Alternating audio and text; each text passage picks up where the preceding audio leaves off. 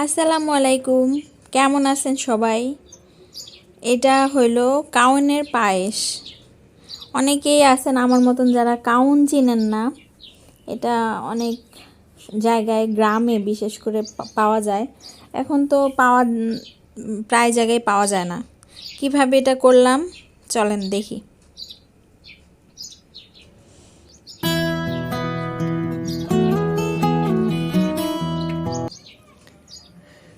তো প্রথমে আমি এখানে দুধ নিয়ে নিতেছি। এখানে আমি 2 লিটার দুধ নিছি। তো এখানে 2 লিটার দুধের পায়েসের 2 লিটার দুধের পায়েস করার জন্য যা যা লাগবে আমি সেই পরিমাণ নিয়ে নিছি। আপনারা দুধ বেশি নিলে বাকি জিনিসপত্রগুলো বাড়ায় নেবেন। তো চুলার ফ্লেমটা ধরাই দিয়ে আমি এখানে দেখাই দিচ্ছি কাউনটা কেমন। এই যে কাউন হলো এরকম ছোট ছোট সরিষার মতন দেখতে অনেকটা।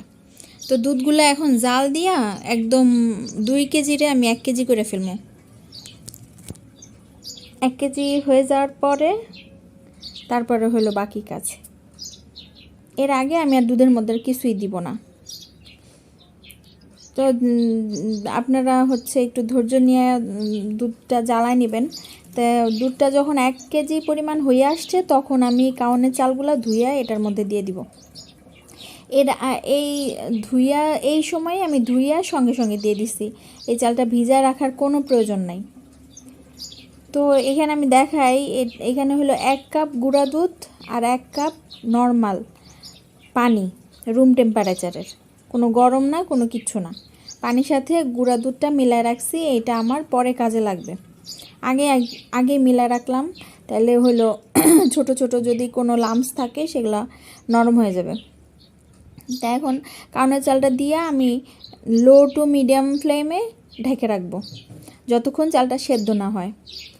তো মাঝখানে একটু নাড়াচাড়া দিয়ে দেখতে হবে, আর নাহলে তো পুরা একদম কোনো টেস্টই থাকবো না, পুরা গন্ধ হয়ে যাব।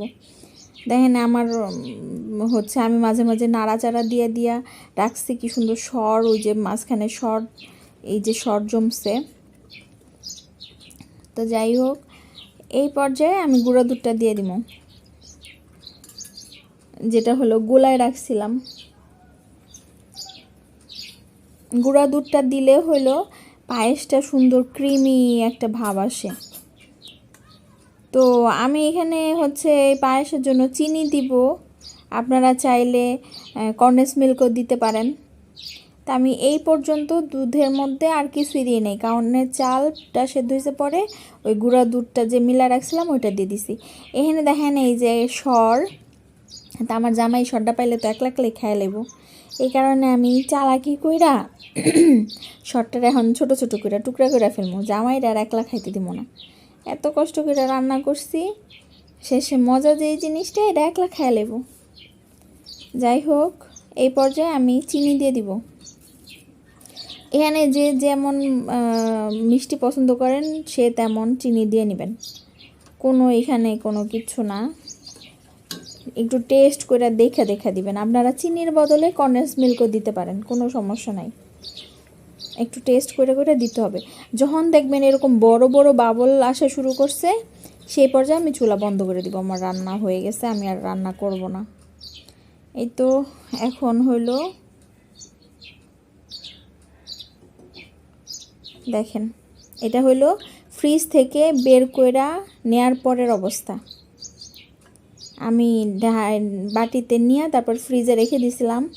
ঠান্ডা হয়েছে পরে কি সুন্দর একটা টেক্সচার আসছে, উপরে মোটা একটা সর পড়ছে, খাইতে ভীষণ মজা। আপনারা প্লিজ বানায় একবার একটু খাবেন, আমাকে জানাবেন কেমন হলো। সবাই ভালো থাকবেন। আসসালামু আলাইকুম।